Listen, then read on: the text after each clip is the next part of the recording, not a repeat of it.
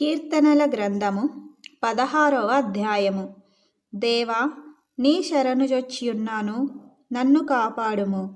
నీవే ప్రభుడవు, నీకంటే నాకు క్షేమాధారమేదియూ లేదని యెహోవాతో నేను మనవి చేయుదును.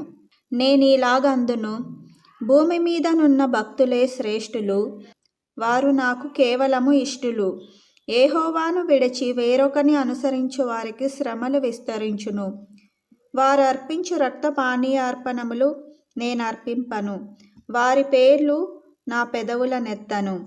యెహోవా నా స్వాస్థ్య భాగము, నా పానీయ భాగము. నీవే నా భాగమును కాపాడుచున్నావు. మనోహర స్థలములలో నాకు పాలు ప్రాప్తించను. శ్రేష్టమైన స్వాస్థ్యము నాకు కలిగెను. నాకు ఆలోచనకర్త అయిన యెహోవాను స్తుతించెదను. రాత్రి గడియలలో నా అంతరింద్రియములు నాకు బోధించుచున్నవి. సదాకాలము యెహోవా యందు నా గురి నిలుపుచున్నాను. ఆయన నా కుడి పార్శ్వమందు ఉన్నాడు గనుక నేను కదల్చబడను. అందువలన నా హృదయము సంతోషించుచున్నది, నా ఆత్మ హర్షించుచున్నది, నా శరీరము కూడా సురక్షితముగా నివసించుచున్నది. ఎందుకనగా నీవు నా ఆత్మను పాతాళములో విడిచిపెట్టవు, నీ పరిశుద్ధుని కుళ్ళు పట్టనీయవు.